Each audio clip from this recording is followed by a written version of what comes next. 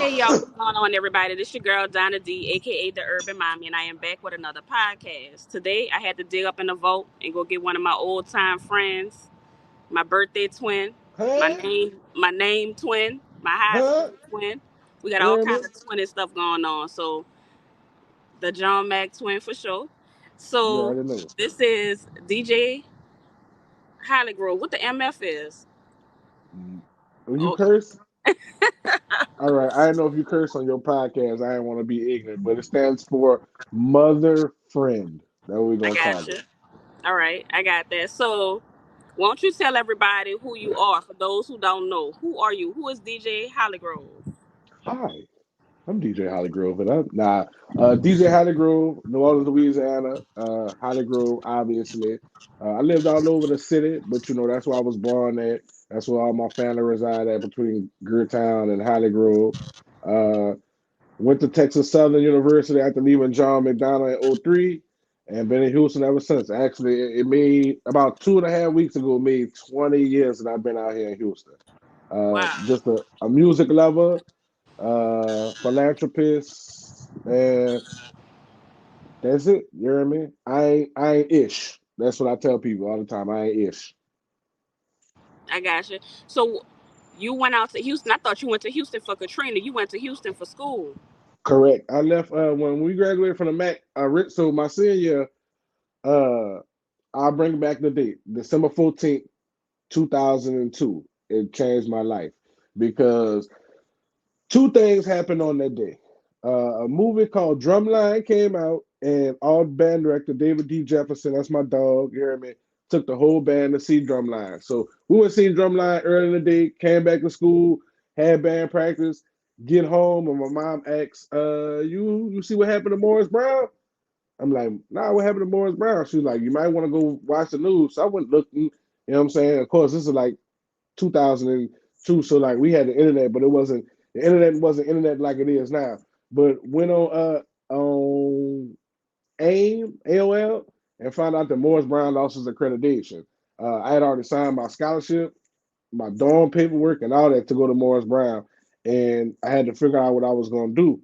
The very next day, we went to Houston for a Battle of the Bands, the Willow Ridge High School Battle of the Bands, and the band director, Texas Southern University, Richard F. Lee, was impressed by John Mack because we from New Orleans, so we gonna go out there and blow.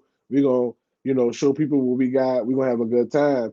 And he was impressed by us, and he came on our bus and said, and I never forget, he said, I'm Richard Lee, band director of Texas Southern University. If you are a senior and you want to come here, we got a spot for you.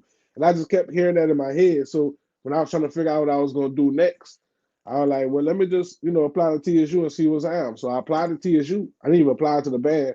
I got a call from the band program, and they was like, we want to offer you a scholarship. And I was like, all right, cool.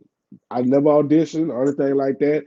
He looked up and saw that, I was the section leader on trombone.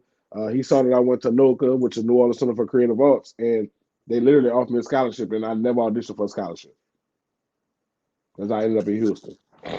Wow. All right. So like a lot of people don't know how important the band is and how good. Like people try to focus on sports, but the band probably get more scholarships than sports. I could be wrong, but I think the Uh, band probably get more scholarships than them sports teams. it depends on where you go. If you go to a university that has a very enriched music program, then that's honestly true. I'll give you an example.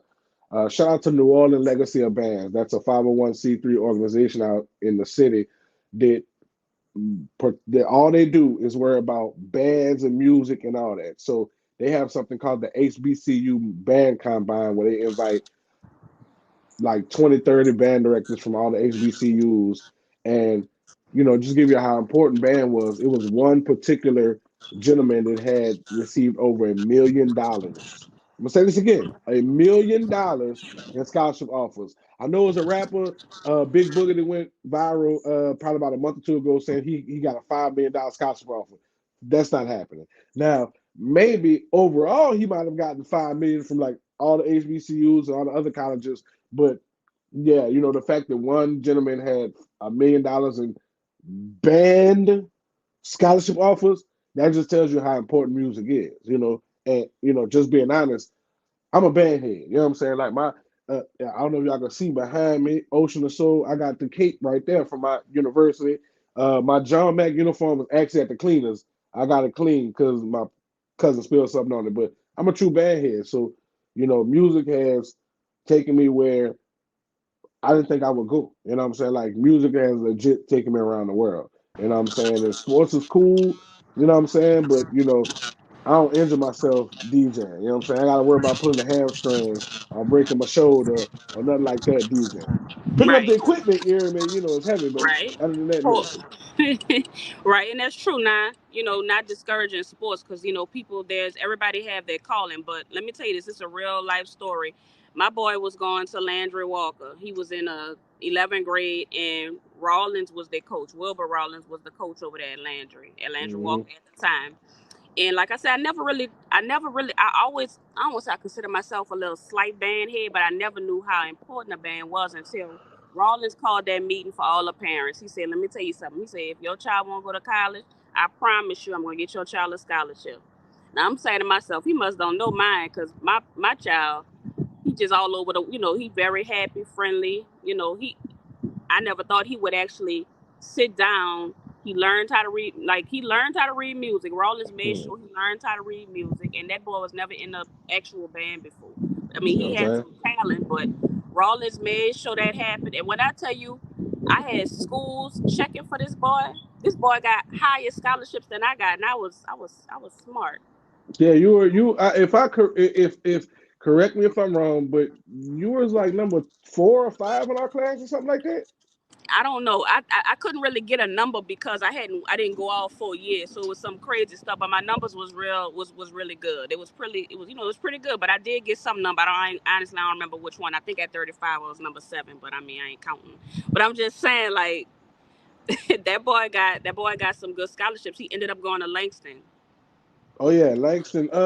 Somebody from New Orleans up there too. Yeah, a couple, and that's how they got up there. But he actually left Langston, and he's at Mississippi Valley. He didn't follow Miguel Oh, he over there. with Bonds. Oh, he up there. Yeah, he. Yeah, One thing and about Miguel Bonds, he's gonna recruit him a band. You hear me? He gonna take care of them kids. So he played trombone too, and he was a section leader. So it's taking them places. Oh, my bad. It's I'm taking sorry. them places. So, and in fact, I wanted to invite Rawlins on the show because a lot of people, and I'm glad you actually called, wanted to come on, because a lot of people don't know how important that band is. They've discouraged their children from being in the band. Like, y'all don't know. This is the answer right here. Man, and it's crazy because, like, I tell people, like, especially with this music industry, it's so many people that I run into. And I go to talk and I'm like, yeah, because like, oh, how you in the Houston? I'm like, oh, well, I was in a band at TSU. Like, you was in a band? What you playing? I'm like, I play trombone. I'm like, what? Dog, I'm lost at Tennessee State. Oh, bro, I'm lost at Howard. Oh, bro, I'm lost at FAMU. And it's so many people. You know what I'm saying? My boy DJ T. Lewis, he's Lil Wayne's DJ. He marched for Jackson State. You know what I'm saying? Uh, uh, Cortez Bryant, who is Wayne and Drake manager. That's my frat brother. That's my frat brother in FIO. He marched at Jackson State. You know what I'm saying? Uh, Edna Carr's band director, who just received a key to the city from New Orleans, you know what I'm saying, took this band to France and all over. He went to Jackson State. You know what I'm saying? I have other people that I marched with at Texas Southern that are Grammy winners. You know what I'm saying? My boy Spug, he plays tuba for Rebirth. He's a Grammy winner. My frat brother Earl Weaver, he plays what Earl played? Tuba. He's a Grammy winner. He played on what's your boy from PJ Morton's, not PJ. I'm sorry. He did play on PJ's album, but that's not who he won for. He played on John Batiste, who I went to Noka with. He played on his album, won a Grammy. You know what I'm saying? So, I always tell people, marching band, if you're going to do something, I tell man, give your kids towards marching band and music, because that's something that you can use. And if you're good, you could still, like, I know people that still gig. Like, I know people that don't do nothing but get up in the morning, go play their horn, and somebody gig for an hour, make them a little 500 and come back home. You hear me? And I mean, like, I don't know about you, like 500, that's half my mortgage. You hear me? So it's like, if I could make that in one day Right. or in an hour or 2 hours, why not? And then you have music and you from New Orleans, they're gonna respect you all over the world. Definitely, definitely, because we're first of all we're the birthplace of jazz. You know what I'm saying? And we have so many great musicians that come out of the city from Wynton Marsalis and that whole Marsalis clan, Harry Connick Jr. Because a lot of people really know Harry Connick for acting. A lot of people don't know that boy is a dog with music. You know what I'm saying?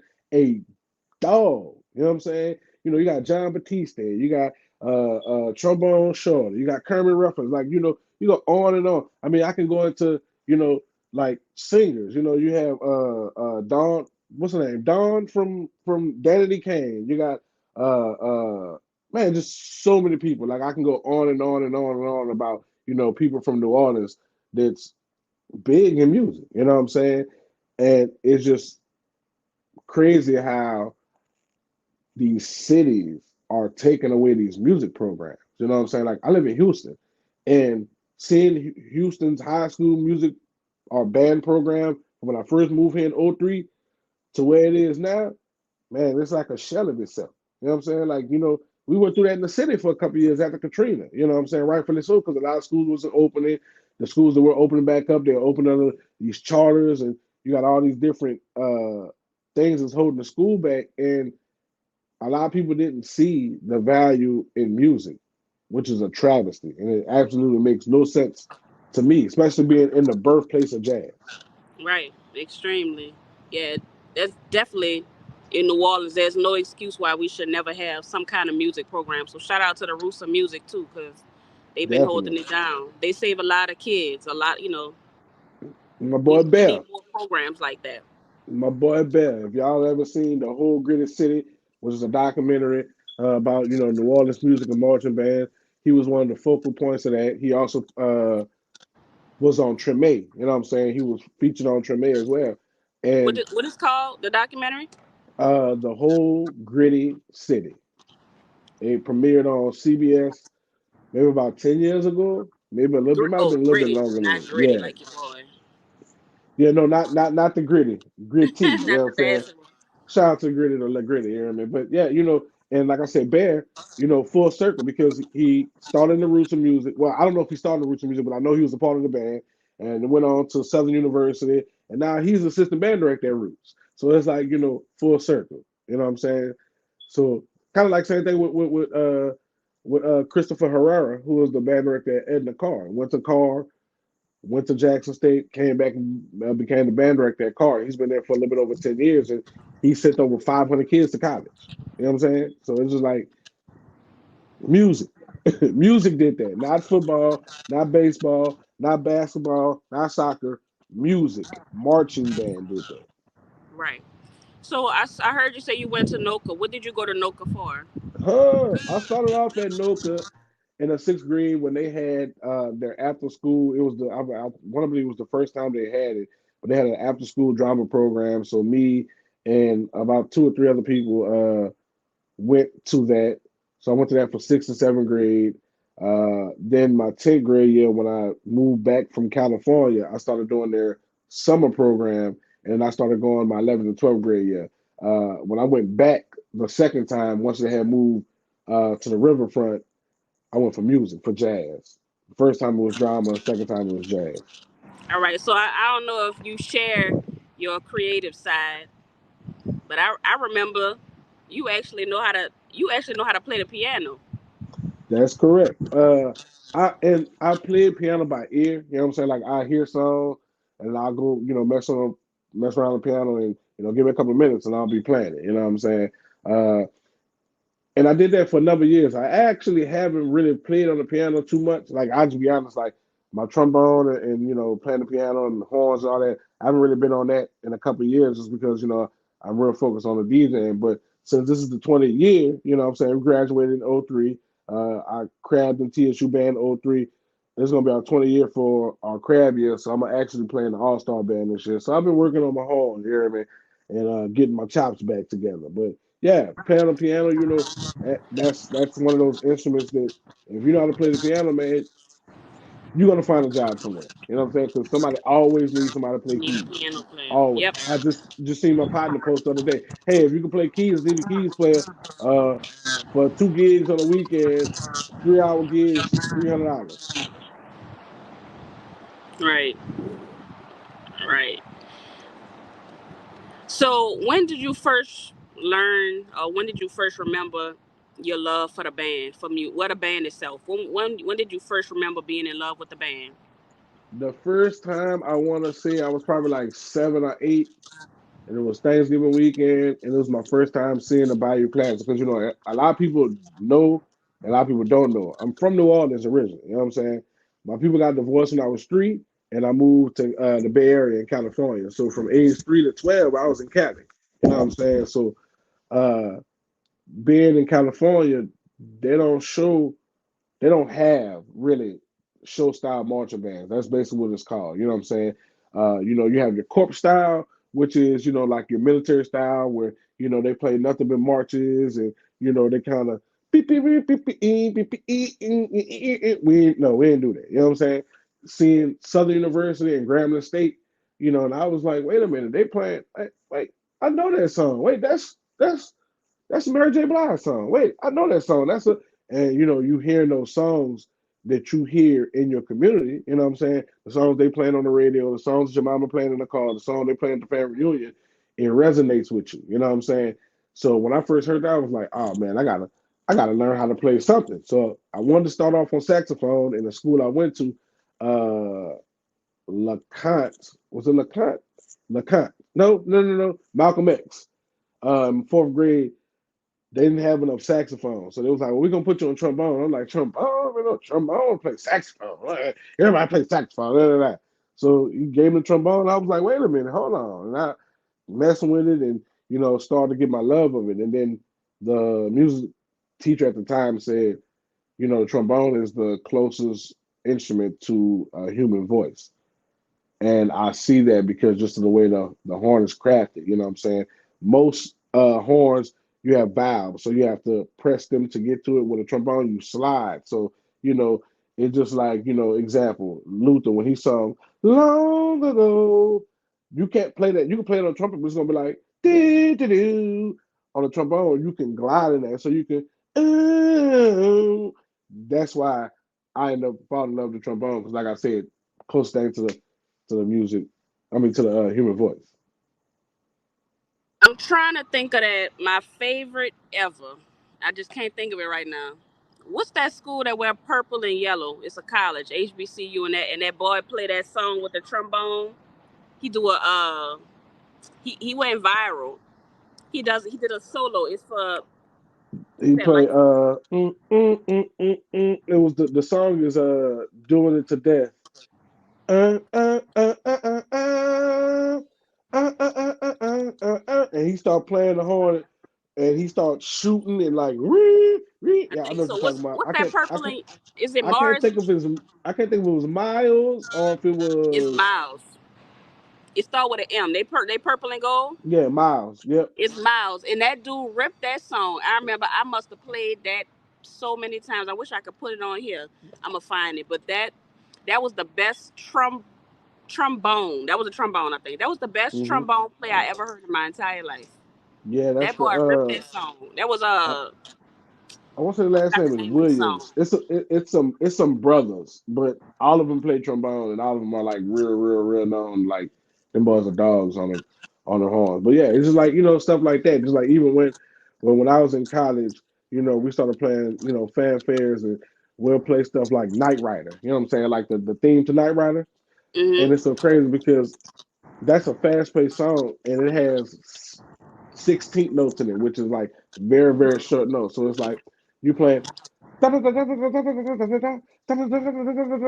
play that fast as hell. It was like getting that, like, oh yeah. And then I remember when the first time we played it as a section, and I heard it, I was just Mhm. like, damn. So if we talking late '90s, early 2000s, what's your top five New Orleans high school bands? It don't have to 90, be in order. Just give me okay, five. Top five.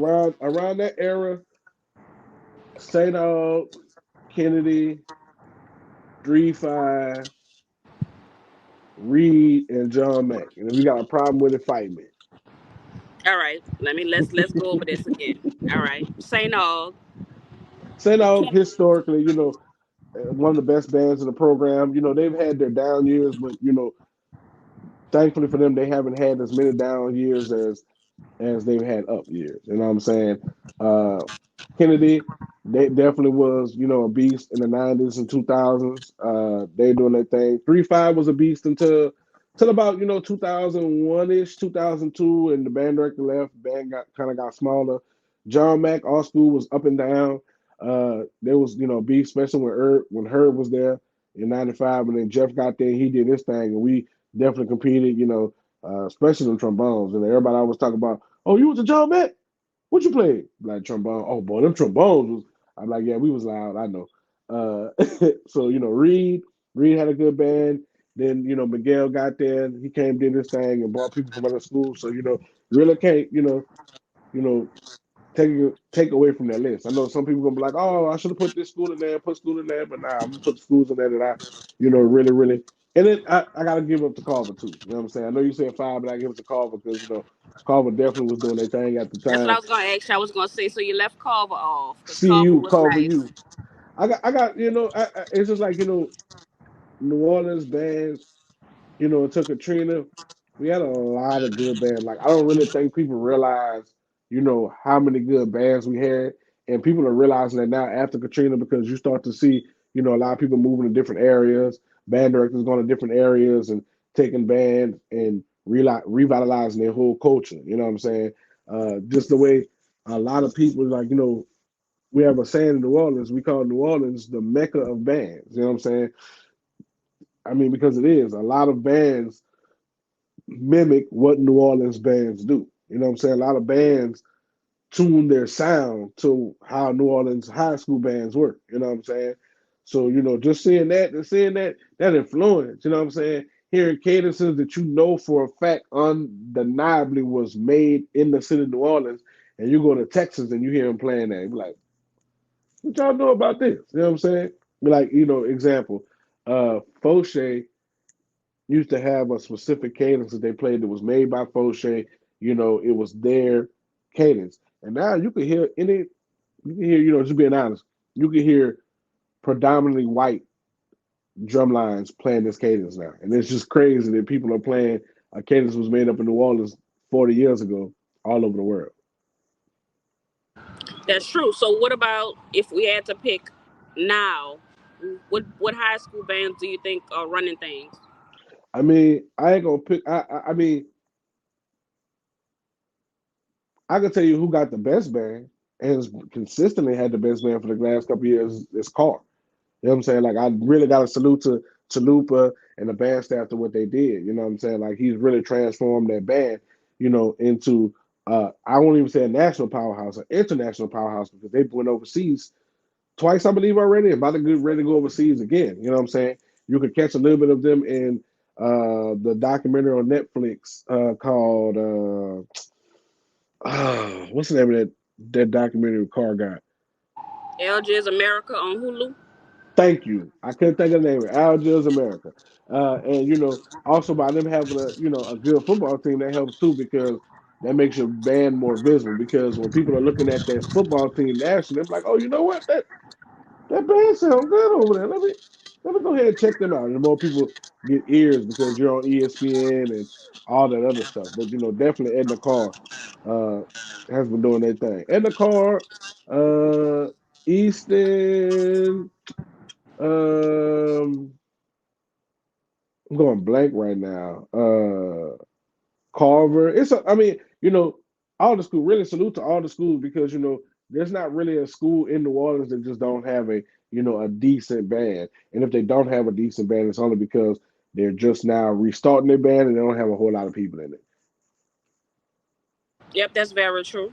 All right. So what made you stay in Houston as opposed to coming back home, where the music is plentiful? Honestly, several things. Katrina played a huge role in that. I honestly was moving back to New Orleans like right before Katrina happened. Like I had already moved some stuff back into Houston. I mean, from Houston to the city, and I didn't even know about the hurricane until somebody was like, "Oh, You about to go back? What you about to go back to Houston for the hurricane? I was like, hurricane? Who's talking about hurricane? They're like, it's a hurricane coming. I'm like, for real? I went look. I'm like, oh, okay. Well, I guess I'll go back to Houston for a couple of days, and then I'm gonna come back. And went back to Houston. You know, got some clothes packed up. Went back to Houston and never came back. Never All right. left. Who's the most famous person that you've worked with as a DJ? Uh, Drake. I I was hoping you mean, said Drake. I remember the picture with Drake. I said he better say Drake. so to give the context on that, we've done some celebrity basketball games with him. The guy that I'm the vice president of his company, this guy named OG Ron C. OG Ron C is the co-founder of Swisher House Records. Home to Mike Jones, Paul Walker, Millionaire, Slim Thug, so on and so forth. Uh, he does a subgenre of hip hop or of turntablism is called chopped and screwed. You know what I'm saying? Where the music is slowed down. You know what I'm saying? You got syncopated chops on it. Uh, and, legend at that. We started working with Drake after Drake had asked Jazz Prince, son of legendary Rap A Lot founder Jay Prince, told, Jazz, hey man, I want to meet OG Ron C. You know what I'm saying? OG Ron C had a very popular mixtape series called F Action, which y'all can guess what the F stands for.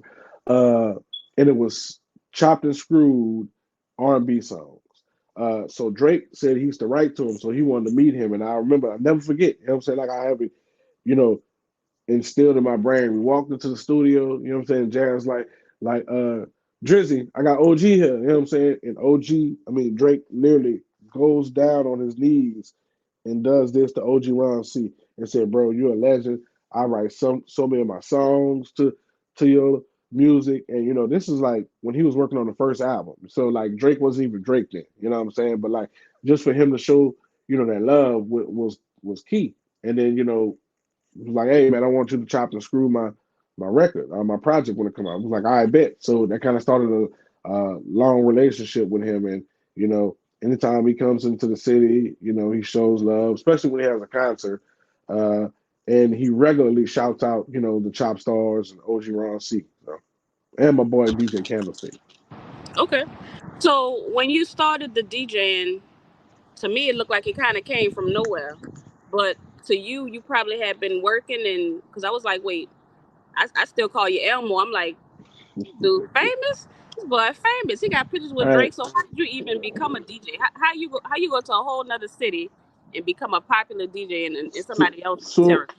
it actually started before I got into Houston. You know what I'm saying? I actually started in New Orleans, you know what I'm saying, watching my uncle and all them, you know what I'm saying, and being around, people like Black and Mild and, Black Biggie Black. You remember Adam that went to the Mac, you know what I'm saying? Just always I'm a music dude, so I was always interested in that, messing with my uncle turntables and stuff. And then I came out here to Houston, and I met this dude my second year at TSU named DJ Sayo. Shout out to my dog Solomon. And he was real, real heavy in the chop and screw music. And he kind of, he wasn't the person that introduced me to it, but, he was the person that really, really, really got me in tune with everything with that. So, like, I was like, man, I want to learn how to chop and screw. So I was like, man, I'm going to start doing this and start doing it on the computer. And I was like, you know what? I want to do this for real. So I like, all right, I'm gonna go buy me some turntables. I'm gonna buy me some turntables so I can, you know, teach myself how to chop and screw. And a dude named Mr. Wired Up he's a very, very, very popular strip club DJ out here. Works at Onyx, one of the top strip clubs out here in Houston. Was like, hey, bro, uh, Keith, which is one of my crab brothers from TSU band, was like, Keith told me you DJing. I was like, yeah, bro. I was like, yeah, I'm trying to take this thing serious. He was like, well, you want to be my DJ? I'm like, hell yeah. So started becoming his DJ, going on the road with him. And he had a song at the time called "Put It in the Air," which is a sample off the Young Jock record, and it was like one of the top songs in the South. That summer. You know what I'm saying? Summer like '07. So touring with him, and he started touring with this dude named Lil O, who's a Houston legend. And you might not the name of the oak might sound familiar, it might not, but if I sing this song, you're gonna know it. Bag, bag, bag, bag. What? Give me 50 feet. Oh, that's Lil O. You know what I'm saying? Lil Okay, O's in yeah. Houston. He's looked at, the same way that we look at, Juvenile and all them. He's a legendary Houston rapper. So we were on tour one day, and I think somebody forgot his show CD or something happened. He didn't have a show mix. He was like, "Hey man, can you DJ for me?" And I was like, "Yeah." And then after that, he was like, "Man, you did pretty good. You want to be my show DJ?" And that kind of, him, Mr. Wired Up, and the people I was under, you know, really helped me start the beginning of elevating my DJ game. And then other people like, rest in peace, my boy, Go DJ Black and Mild, my frat brother, Go DJ J Weezy, OG Ron C, really, really helped me shoot to the top and elevate my game. You know what I'm saying? Like, you know, I'll say this. I tell people this all the time. Like, Black and Mild gave me my structure, and OG gave me my legs in the game, quote unquote. All right, for sure. I like that. Now, Black and Mild, that's the one that just passed, right? Correct, Because there's correct. He two of them. correct. So yeah, it's a black amount, it's a black biggie black, right? Oh, okay. And black biggie black is black amount, but he spelled BLAQ in black and mild. Go DJ Black and Mild was spelled the way you spell black, Regular. BLACK. Correct. He was a DJ, a radio DJ for years. He was the founder of Go DJs Louisiana, very popular dude. You put up, it's about 4 or 5 New Orleans hood movies, including the Block Party, where you can, if you ever seen the Block Party, which the movie with Cain and Abel was in, he's in there DJ Armed Robbery. He didn't have an arm. He only had one arm in there. Funny, so I always call him DJ Armed Robbery. But like I said, just getting game from him and like learning how to be a DJ, talking to him and like, hey man, like this happened to me. What do you think I should do? Well, all right, little brother, this is what you need to do and do this. And that kind of helped me. You know what I'm saying? So you know, so in the interview, I always, salute to Black and Mild, let him rest in peace, legend, you hear me, great man, and my boy OG Ron C, who actually just turned 50 last week. Happy belated birthday. You And already I, know, I heard curb his up. name before on the song. OG hmm Ryan, I heard that before. All And right, and then so he also, I mean, cut y'all, OG Ron C uh, also produced the TSU song on Drake's album. Not the album he just put out, honest, with 21 Savage, but the one before that. okay, I think I might have heard that on one of Drake's songs. Probably heard that like when the song about to start. OG Ryan or something like that. Mm-hmm. All right, so we're gonna shift a little bit to your T-shirt.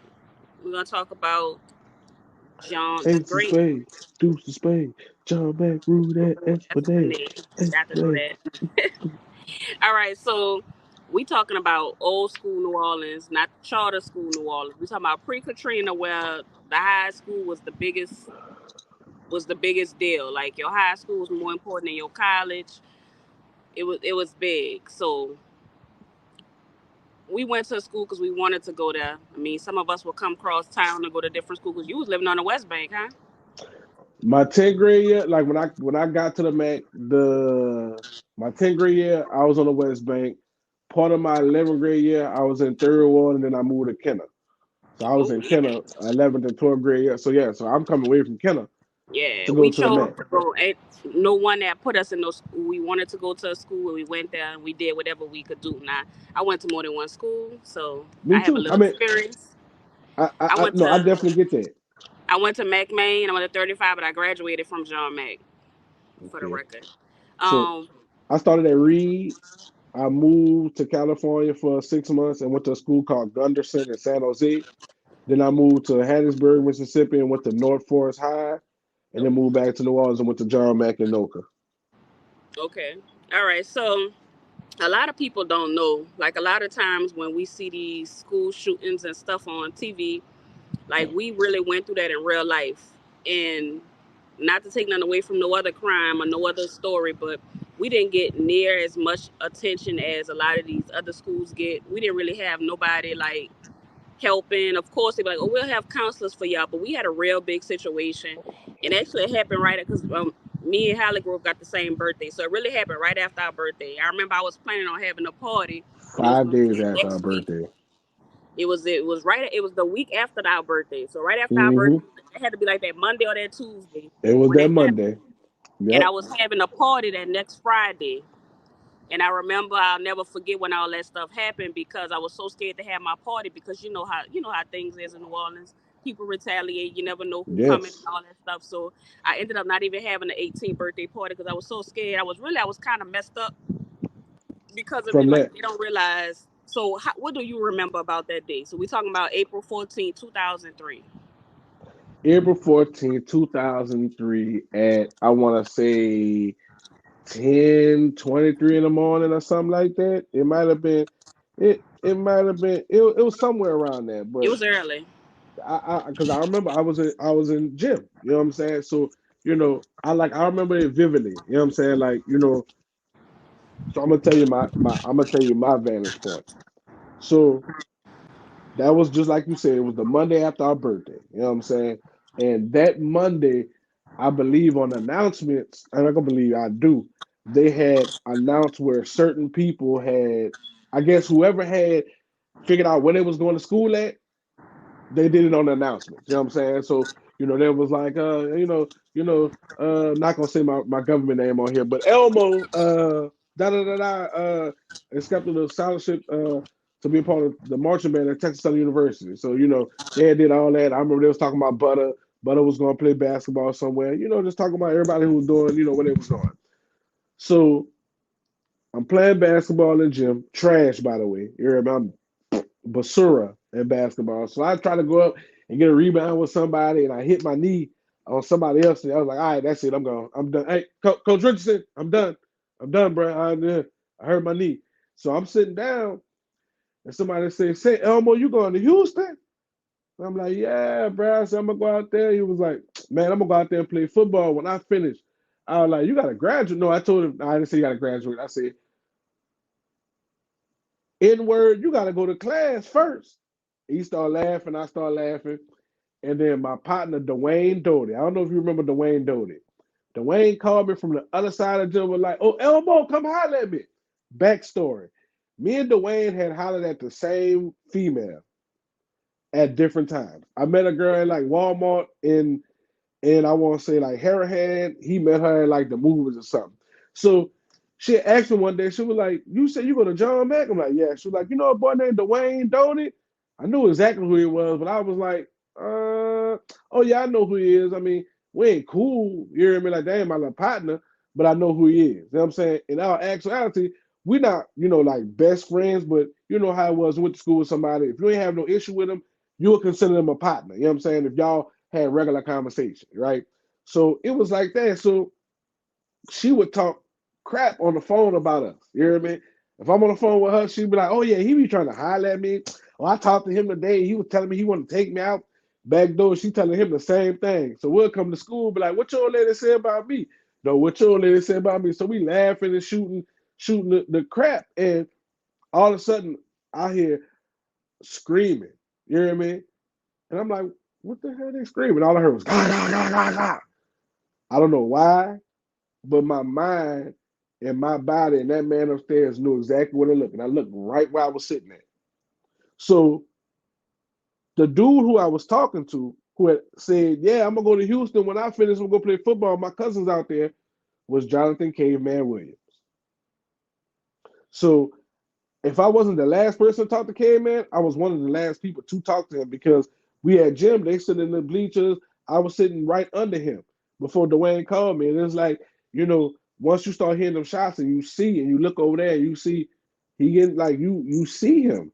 Like I saw him getting hit. You know what I'm saying? And I can see him trying to get his gun. Man, forget my knee. I ain't feel my knee. I ain't worried about my knee was hurt no more. I jumped off the bleachers, ran out that side door, ran up. What's that? Dershowitz? Russian blade? What's the? Yeah, yeah. Ran up the street to the Dershowitz beginning. was the one closest to the gym. Right, Dershowitz, exactly. So ran up Dershowitz and ran all the way around to the front of the school. Ran in the office like they shooting in the gym. They shooting K-Man, and I'll never forget because I cussed out Miss Kyle. I'm sorry, baby. Miss Kyle was like, uh, Elmo, don't come in here with all that. And I was like, do it look like I'm effing playing? They just killed Caveman in the gym. what the dog? And then as I'm saying this, they start coming over the intercom, security. You know what I'm saying? So they knew it was serious, and they immediately locked the school down. And it was just crazy because, like, just like you said, you would think when you hear about a school shooting that that's gonna be over, ABC, NBC, CNN, all that. Like all them, like nationally, it got like even if you go look up now, you can't find a clip of that news story. You know what I'm saying? Like as far as I could find, you can't find clips of that news story. You know what I'm saying? Like you have to go through New Orleans news archives to go find clips of that in this local news because they really just school happened in New Orleans. I mean, it's gang related. So because that's all the first thing they did was pass it off as gang related, gang related, gang related, gang related. And what people don't understand is like in the actual city of New Orleans back then, we didn't have gangs. We had neighborhoods. We You know still what I'm don't saying? have games. Right. We had blocks. Well, I say this. We do, but we don't. But I'll get into that in a second. You know what I'm saying? So we didn't really have gangs, Bloods, and Crips like that. You know what I'm saying? You will hear about a couple of Crip gangs, but that was across the river. You know what I'm saying? Or Metairie. You know what I'm saying? You wouldn't really hear about that in the actual city. So, them just equating it to gang violence is crazy because, it's really not a gang, but it's the gang life mentality. You know what I'm saying? But just like you said, it was it's just like they just pushed it off. And it was like, man, somebody got killed. You know what I'm saying? Other people, students got hit, people got trampled. Like y'all just really pushed this swept it under the rug. And that always really just made me kind of furious because it's like if that would have been Brother Martin that happened at or Jesuit or Bonneville. Any school other side other than John Mack, because they figure that we all, we I, all I wouldn't. hood, I we wouldn't even all say from the John street. Mack. I feel like if it would have been even if it would have been any other Orleans public school that wasn't Ben Franklin, McMahon, or Carr, I feel like it would have got that same scrutiny, Right. and nobody would have cared. You know what I'm saying? It's We just like you had we say. actually had the first graduation of that year, and we didn't even get like we should have had some major attention having that first graduation of the year, being that all that stuff happened. Like they really did not care. They didn't care. You know what I'm saying? It goes to it. They always say the city that care forgot. They ain't lying about that. I learned Yeah, about that term way before people was using it for Katrina. I learned yeah. I about it all remember. senior year. Yeah, I know it was early because I was in Miss Couture class, and Miss Couture class was close to the gym, so we was on that same little stretch. And I remember we heard the gunshots, and everybody was scared. Like we was like, "What is that?" And I remember the door was open, and it was like a few of us could get out. Whoever could get out, get out. We just got out, we left. And I remember I was gone. I left, and I was home. I had made it home. I left because if we could get out, because I remember they said somebody in the school he got a red shirt on. He got a red shirt on, and that's all I remember. That, but rumors get passed out when stuff like that going on, and all they said Hmm. is we could get out. We hurry up and we got out. I was out of there, and I remember my best friend at the time was still in school, so she called me later and was like, "They not letting us leave." I was like, "They not Yeah, letting they, y'all they leave?" didn't. Like, no. They locked down the whole school because, like you said, like I ran to the gym ran up because I couldn't leave me personally because my backpack was in the gym. My keys, my house keys was in the gym. You hear me? And it's like, just like they say that PTSD. I don't know if I had PTSD prior to that, but I know after that for sure because it's like, just being honest, I was 18. Or actually, no, I lied. Excuse me. My birthday had passed, so I had already made 19. You know what I'm saying? So I had just made 19. I had issues with people, you know what I'm saying? Me and my partners had some issues with some dudes from Third Ward. And like the first thing that came to my mind was like, what if that had been them coming for me? You know what I'm saying? And even though our beef wasn't as bad where it needed to come to, what I'm saying, pistol play, but like being in the city, you never know how that could escalate. You know what I mean? So like I thought about that, then it took me, it took people like uh Kelly, Kelly that played trombone, Hmm. and a couple of other people to like convince me to come back because like I didn't even want to come back for graduation rehearsal. Like I I didn't go remember back to school. I remember we, like I said, they didn't do much to talk to us about anything. I remember we had graduation rehearsal, probably not much longer after that, and it was just like it was surreal because I remember walking in there and everybody doing the same thing. We all, they want to treat us all like like we all hood, whatever, but it was different, and you could tell because we all looking at the floor. We see where the floor been replaced from all the bullets that tore the floor up. So they got, brown, and then all of a sudden you see tan. So we already know.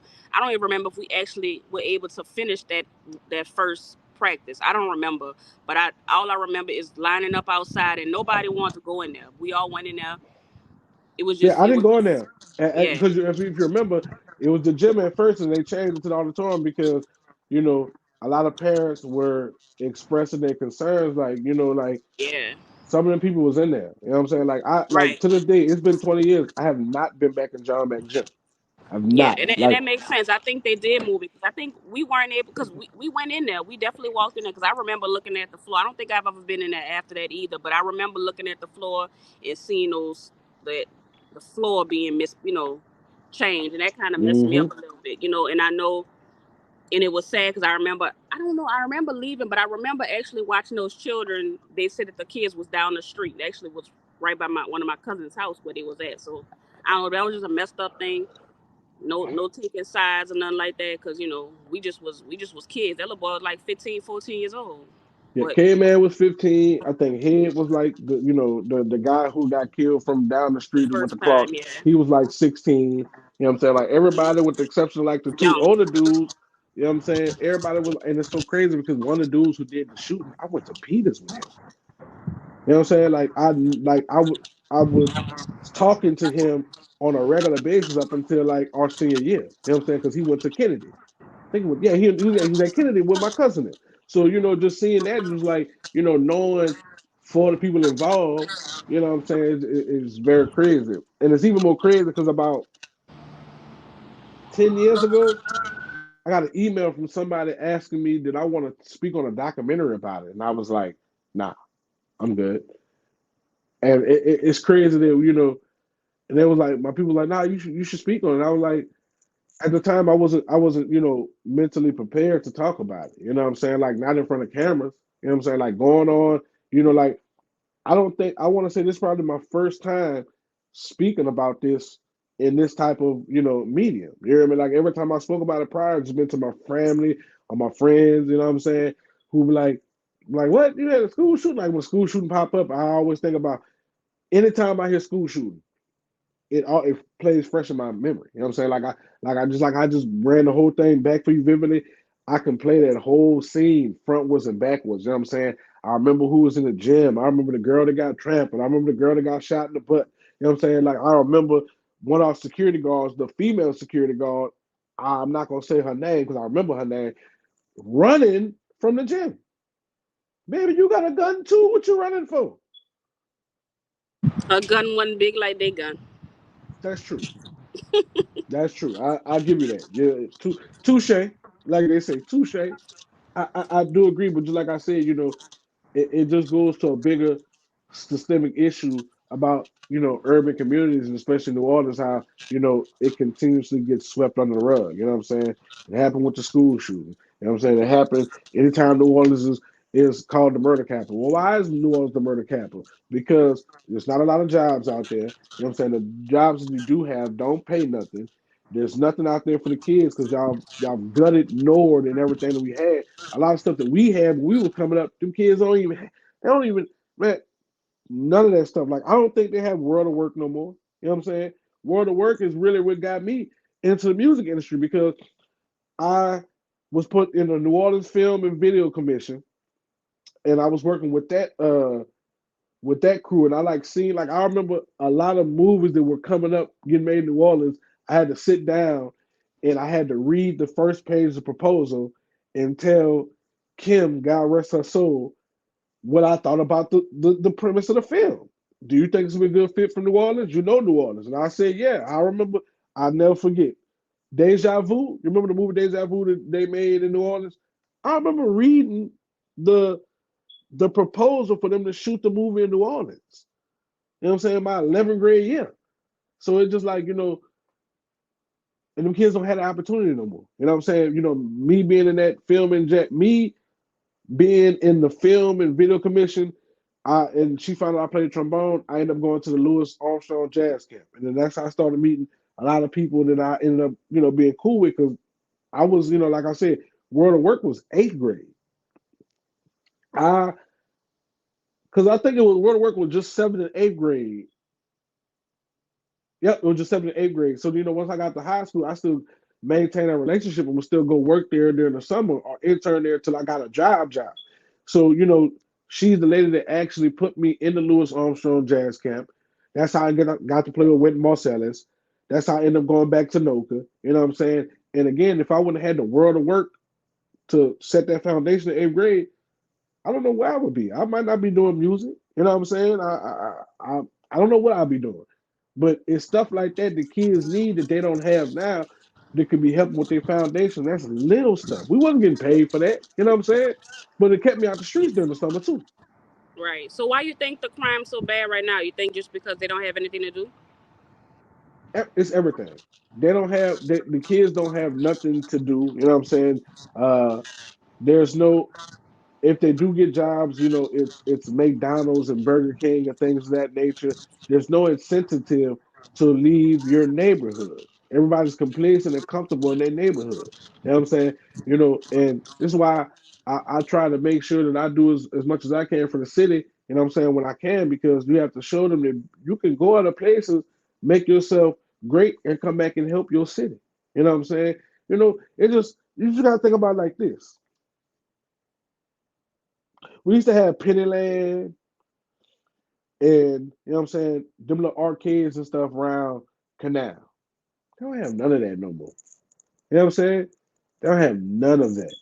Like I know they still have Nord, but Nord is a shell of itself, and it's been like that for years. I reached out to Nord, you know, and I'm probably gonna piss somebody out, but I reached out to Nord when they start announcing they were getting grants from from the state and from the government to do various things, and I try to get them to sponsor the New Orleans All Star Band. You know what I'm saying? Which is mostly ran during the summer, which helps keep a lot of people, teenagers and adults, out of trouble because they're doing marching band stuff during the summer. You know what I'm saying? And, and it just we need more of that. You know what I'm saying? Not just in New Orleans, but everywhere. Like I'm in Houston. Houston need that too. You know what I'm saying? Like Houston is getting, you know, almost as bad. I'm not gonna say it's getting bad as New Orleans, but it's getting close. You know what I'm saying? With the violent crime, because then when you go look up, it'd be a 16-year-old, a 15-year-old. Is you know what I'm saying? The kids that killed that lady in a carjack. And like, why? Because these kids don't have nothing to do. They have nothing to look forward to. That's why I get on a lot of my peers, my music peers that's from New Orleans. I get on their behind. I'm like, bro, you need to be doing more for your city. Even if it's just one thing a year, do something so these kids will see a positive outcome from somebody that came from the city. All right. So I have another question that I like to ask everybody before we wrap it up. All If right. you could go back in time and talk to 17-year-old Holly Grove Elmo, what would you tell him?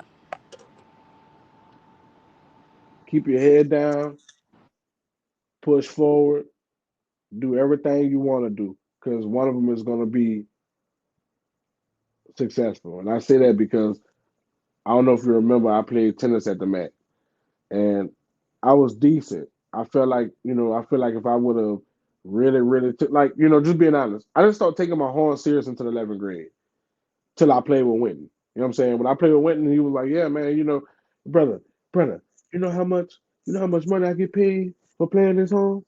I'm like, "Nah, how much you get? How much you get paid?" Man, on a bad night, I'm walking away with $2,000. Like $2,000, like what? Oh man, I gotta get serious on my horn, and I got serious on my horn. I just wish that I would have got serious a little bit sooner. So I would tell my 17-year-old self to keep doing what you do, keep your head down, and keep at it. Whatever. If somebody tell you you can't do it, keep doing it until you prove them wrong. Because I wish I'd still like I still uh still dabbling in it right now. But man, I probably could have been alter Ash. You know what I'm saying? You never You never know, know. You know what I'm saying? right? You never know. All right. Well, tell the people how they can follow you. I am DJ Hollygrove on all social media, Twitter, Instagram, on Facebook. My page is, you can just search me as d.j.hollygrove. On Christian Mingle, Pornhub. I'm sorry. Sorry about that. But no, seriously, I am DJ Hollygrove on all social media, or Google me, DJ Hollygrove with the dreads. It's some other people out here using my name. We ain't gonna get into that. You know what I'm saying? Talk about that another time. But yeah, I am me. If you don't see the dreads, it's not me, baby. Ain't true. All right, for sure. All right, y'all. So thank y'all so much for listening. Thank y'all for sticking around the whole time. We will be back with another conversation because we want to talk more about this band stuff. We need to give a little bit more props to John McDonald, class of 2003. And we're Huh? going to talk some more about crime going on in the city because we know crime is going crazy. And we're going to talk about that next time. So make sure y'all follow my boy. Y'all follow, y'all like, share, all that good stuff. And I'll see y'all next time.